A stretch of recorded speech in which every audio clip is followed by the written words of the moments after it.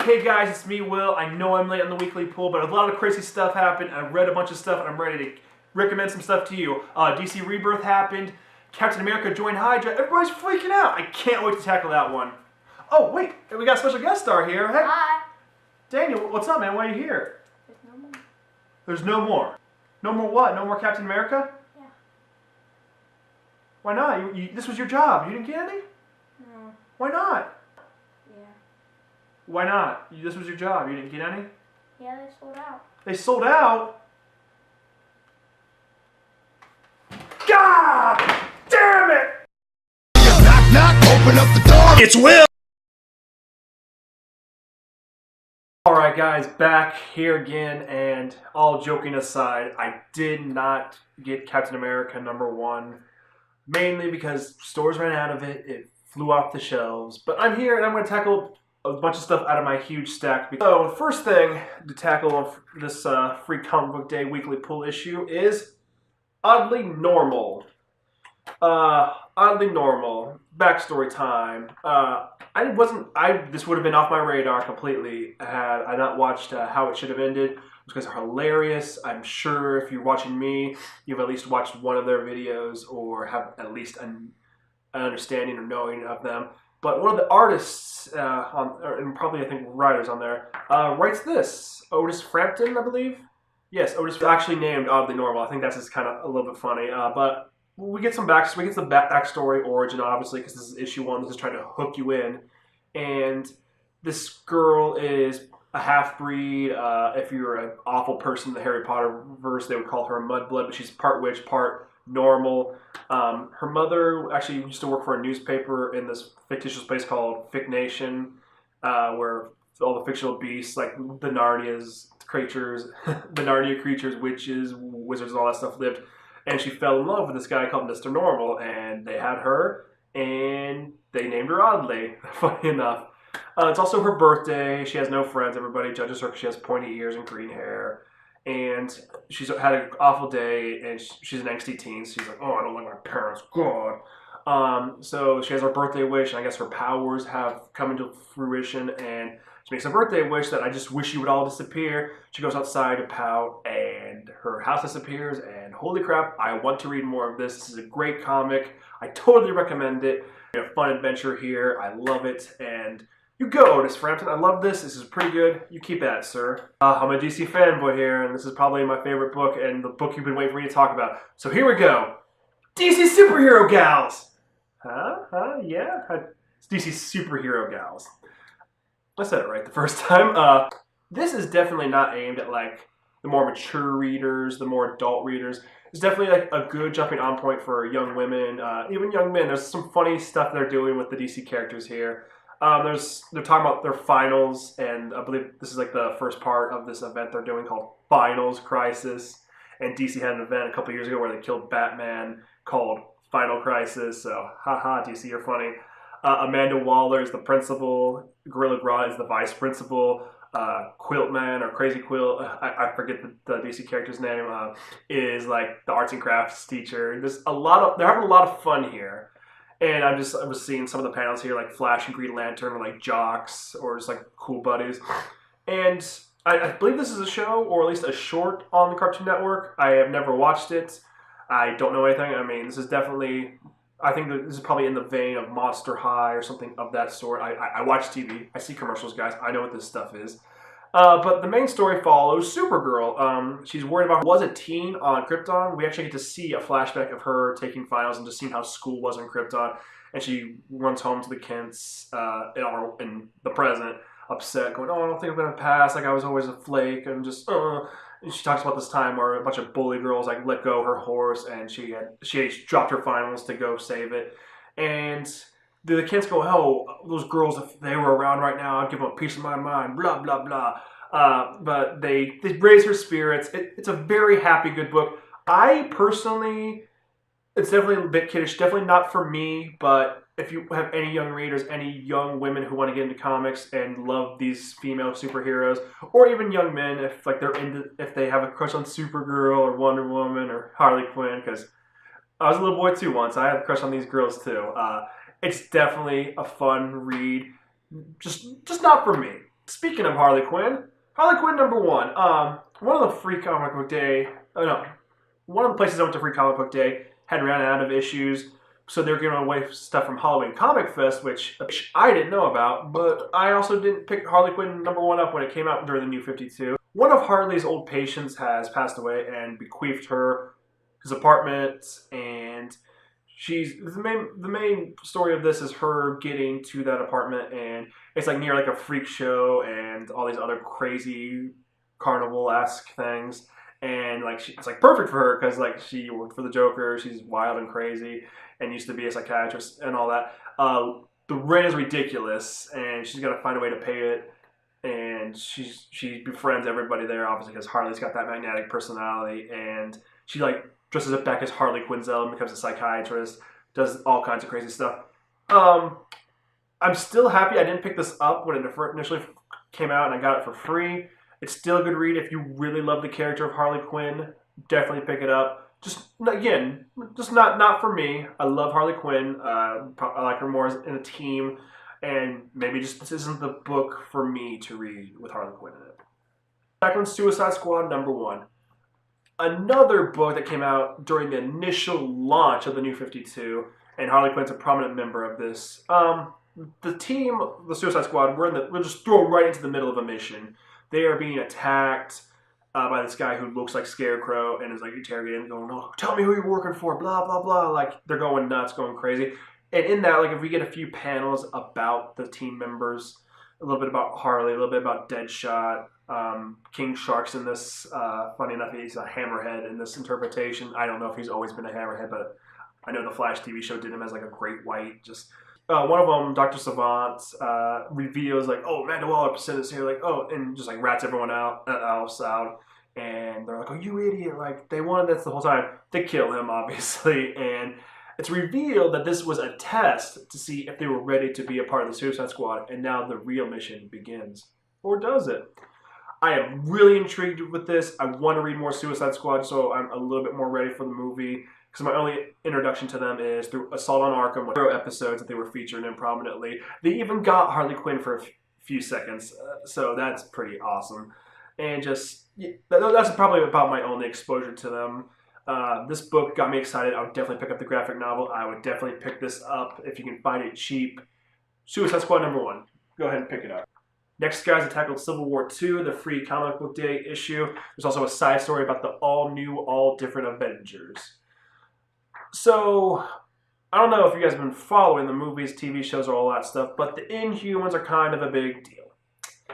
What are the Inhumans, you ask? They're sort of almost like mutants, but they're not. A long time ago, the Kree did some experiments on ancient man, and they released this thing called the Terrigen Mist, and a bunch of people who are just normies like us died. Some people who are extraordinary got powers and got crazy, super awesome stuff. And there was an event called Infinity a couple years back. Terrigen Mists were released again, and more Inhumans were created.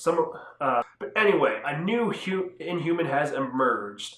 He has the power to predict crimes, future attacks, etc. He is like the Minority Report triplets, but just one.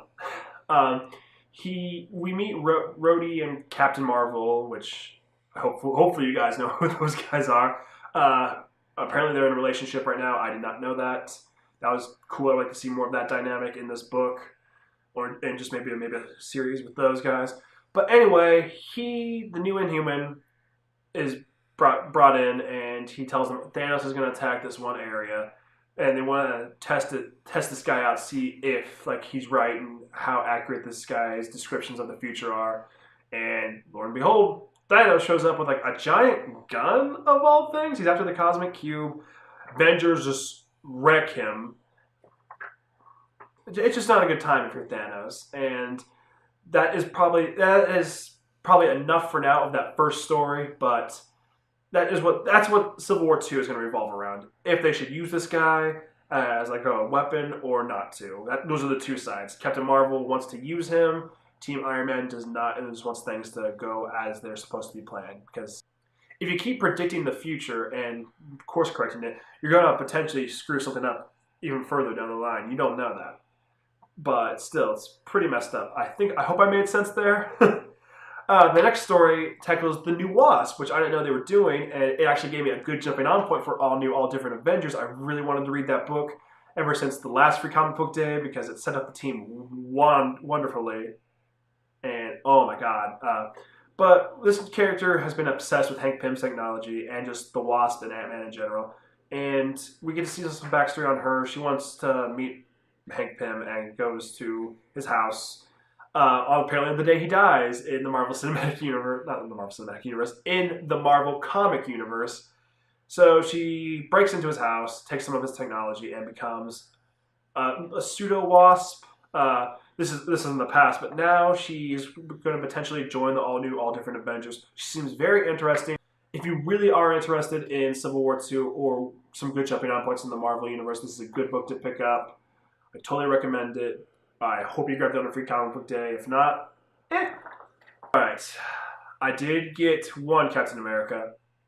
Not number one, but the Free Comic Book Day edition with a little side story about Spider-Man. Gone wrong with Cap. A lot of civilians got in the crossfire, a lot of US dollars are going into this, and they're tired of this war on Hydra, this and that. It ends, I don't really want to talk about this too much because I don't know the context of what's going to relate to Captain America number one, but it ends with Steve doing like a riveting speech going like, hey, like, if you want these things to stop, like, we need to take the fight to Hydra right now. Like, we're going to start a war with them right now. We need, like, the U.S. 100% full support to do this.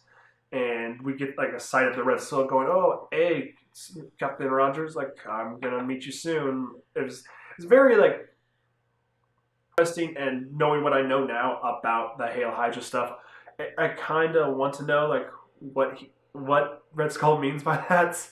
It's just really weird. As for the Spider-Man story, which intrigued me a little bit more than that, funny enough, the Spider-Man story outshines this one just a tad bit. But anyway, there's the setup for an event called Dead No More, which, if you don't know a lot about Spider-Man, a lot of characters in his universe have died. Gwen Stacy being one of them. But anyway, he's having dinner with one of his old mentors before he got his own company. Because Spider-Man has his own company now, guys. I don't know if you knew this. Pretty hardcore stuff. Pretty cool stuff. He's almost like a Bruce Wayne, Tony Stark, if you will. But he's meeting up with him for dinner, and he notices some woman who looks like the Rhino's ex-wife. But he's like, that can't be. She's dead. And then, funny enough, the Rhino shows up, who's also dead. So he's like, what's going on with all this? This is crazy. He fights him and subdues him, and Rhino gets pissed off and goes, what are you doing? Like, I've got to stop you. I'm sorry, Spider-Man. Like, if it wasn't for the Master, I wouldn't do this. We also get to see him, the Rhino. The Rhino then meets up with a mysterious figure. I don't know who this character is. I'm sorry, guys. But he is just sitting on a throne going, oh, hey, I'll give you another chance. But if you fail this time, I'll kill your wife. And sitting at his right hand is Gwen Stacy, or at least a woman who looks like Gwen Stacy. I'm really excited about this. I need to catch up on Amazing Spider-Man just because even his suit's different. Like, it materializes around him. Just a lot of crazy stuff has happened since I stopped reading Amazing Spider-Man, which is around Spider-Verse, which is a good event too. Totally read that. But I would say, if nothing else, pick this up for the Spider-Man story, or if you want some more insight to what's going on with Cap, go ahead. It's a great issue. Free Comic Book Day, Captain America, Steve Rogers. Comic Book Day issue I grabbed was Archie. And this one really surprised me too. Mark Waid is the writer on this. And I've heard some good stuff about this Archie run, but I'm like, Archie, that stupid comic. I was expecting like a cameo from Sabrina the Teenage Witch, the whole Archie universe combined. I'm kidding. But anyway, apparently Archie and Betty have broken up. And also, Jughead steals the show in this book. But anyway, everyone's going like, oh, if like their relationship fails, all relationships are going to fail. Blah, I've given up on love, blah, blah, blah, blah, blah. So the whole group of friends, Jughead included, the election purposefully because Archie and Betty need to be separated a little bit. They need to kind of miss each other, and he doesn't want to rush anything or cause more drama that has already happened. And he's just like a decent dude. Like, at first, when he first showed up in the comic, he was kind of a little bit of an asshole. I'm going like, is this Jughead? What the fuck's going on here? But Archie really surprised me. I'd actually, if I could find like issue 2 or 3, I'd definitely catch up with this and see where it goes. And Jughead seems to be the most mature out of the group, which is kind of baffling to me, just based on what little bit I know of Archie. Just because I've always seen him like eating all the hamburgers or being the weirdo. He has like that weird half crown cap. I don't know, but they put him in charge of counting the votes so they can rig this prom king and queen election. And he says, "Oh, I counted them to the best of my ability," and it shows like a little flashback of him like throwing out all the Archie votes, so he could, because he has a bigger planet at work here. He wants them to kind of miss each other a little bit, and have a little break, just so they'll come back to each other naturally. He doesn't want to rush it. He actually wants to be like a decent person. This has got me excited for the Greg Berlanti Archie TV show, and just makes me want to pick this up. I believe they're at issue 8 now. I opened the book, so professional here, guys. But it makes me want to read it some more, so you've been successful here. Next, I'm going to talk something from Boom Studios. I talked about them maybe before, but maybe if I haven't, here we go. Power Rangers number 2 and 3. Morphin Power Rangers, but this book is amazing. Unless there's like a mini series or like there's a new jumping on point, I don't think I need to talk about it anymore because it is awesome. First off, this takes place right after Tommy has joined the Rangers. Because in the TV show they kind of just like move along and go like, oh hey, Tommy has joined us now. Like the Power Rangers have a danger room essentially at the command center, which that'd be so cool to see. But I imagine with the budget Power Rangers had, they couldn't show something like that. I just hope the movie is reading this comic just to take notes of what they should and can do. It's got me super excited. All the characters are depicted wonderfully. They even like dress Billy up more like a more modern nerd in cardigans and more like an Abercrombie model, whatever. But speaking of Billy, there was an awesome moment when they're in the Dragon Zord. Him and Trini could have fixed it because Tommy claims it's not working right after like a failed mission.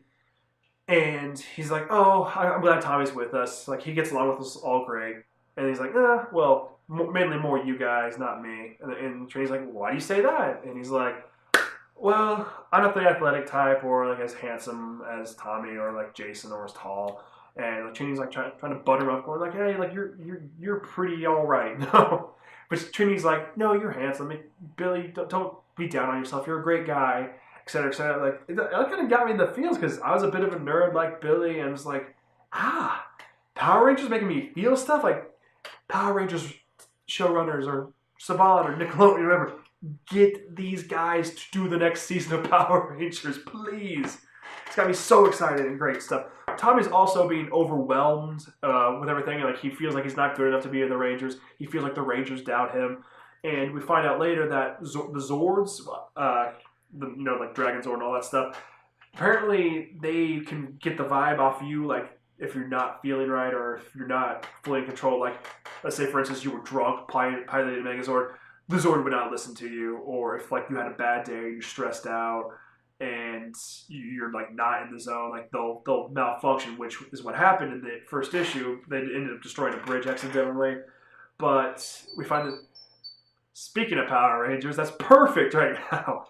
Anyway, Tommy passes out from exhaustion just because. Oh, I asked. With the TV show, like Kimberly mentions that her parents are fighting. Which, if you guys watched the episode where the family show up, but when Tommy comes back, like Kimberly even says like I feel like they're gonna have a divorce, or they haven't met back together since the divorce. I'm just going like, oh my God, Power Rangers is dealing with these topics. This is so crazy. And now the comic's tackling it. I'm just going like, wow, this is amazing. But Tommy's also seeing flashes of Rita. I don't know if Rita's directly doing this or if it's psychologically in his head. He's having issues with the whole getting out of Rita's spell, but she's always telling him like, oh, you're no good, this and that. Like, you did better when you were a bad guy under my spells. And he's having nightmares. Just crazy stuff is going on. And Tommy eventually passes out in the command center. And it's just so good. I mean, not him passing out, just the storytelling is great here. I didn't tackle the villain plot, but Rita has this crystal that's powered by the green chaos energy of the green power coin. And every time Tommy fights or the Zords fight, or just anything the Rangers do, like they want to get Tommy to fight, get him exhausted to power up this crystal, so they can gain control of the Dragon Zord again and take out the Rangers once and for all. Pretty basic villain thing, but I've been so focused on the Rangers, it's just great. I don't know. And also, there's a little side moment with Goldar. Goldar, of all people, he's in his little dimension, that little set they had. It's going off again. It's like stop talking about Power Rangers. But Goldar's in his dimension. He has secluded himself a little bit, put himself in exile because he failed keeping the Green Ranger under their control and keeping him with them. Like they're making this silly kids show more complex, and I love it. And now the moment you've all been waiting for. DC Rebirth #1. An 80-page special. It's only $2.99. $2.99. They're drawing the line at $2.99. That was a thing a couple of years back with DC.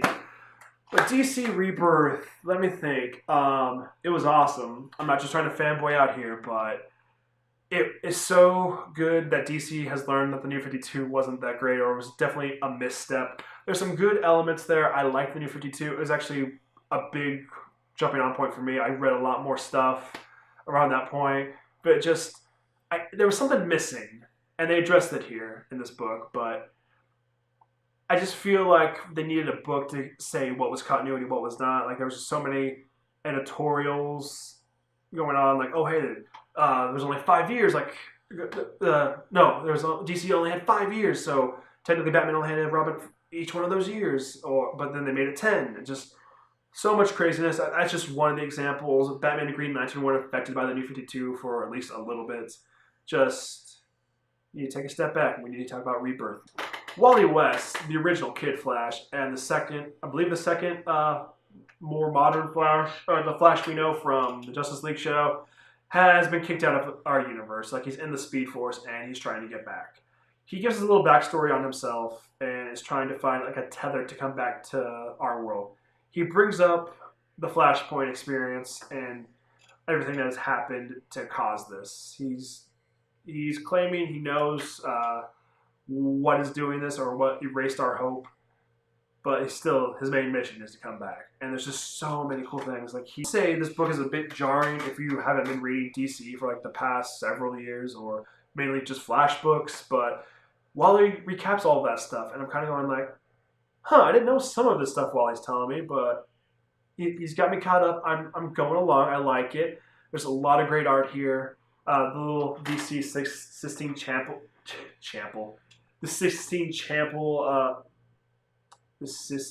Chapel homage cover is great, and the big reveal at the end that the Watchmen may or may not be involved or integrated into their universe is crazy. Are they going to be the villains? Is Dr. Manhattan a villain? Is it Ozymandias? Potentially. I don't know. I don't know what's to come of that at this point. I know a lot of people have said that maybe that Dr. Manhattan is doing an experiment, and he made the DC universe but without hope and love. That was another thing Wally addresses. It's they got rid of love and all the relationships. Like, Superman's not with Lois anymore. Aquaman and Mira aren't married. Barry and Iris are over. He addresses that, but then Aquaman gets on his knee and proposes to Mira. So love and stuff is coming back, and just a lot of cool stuff is coming on. We also see Superman's died. A lot of the heroes are gathered around there. I'm pretty sure that if that event is over, I have not seen the end of it. I have not seen Superman number 52 to catch up on it, but I would definitely like to see how that plays out. Batman also finds the comedian's button underneath the letter he got from his father from Barry after the Flashpoint event. So a lot of people have speculated that maybe the comedian's the Joker, or one of them, because he has his computer pulled up with 3 versions of the Joker, like the Killing Joke version, the new one from Endgame. This sets up so much. And the Blue Beetles are back, the Justice Society, the way they were before Earth 2 came out, that book. Just so much exciting stuff is happening. I honestly say, guys, go pick this up if you haven't read a comic book in a while. So much great storytelling here. I don't feel like I did it justice talking about it. You need to pick it up. It's great.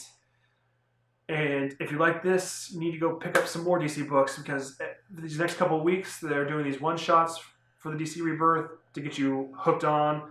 Just you need to check out DC Rebirth. So I know this episode was a bit longer, guys, but what do you think? What books are you going to check out? Longer, but what books did you guys like hearing about? What books would you like me to tackle more of? Do you have any suggestions for me to read? Let me know in the comments below. And remember, guys, when there's a will, there's a way. And support your local comic book shops.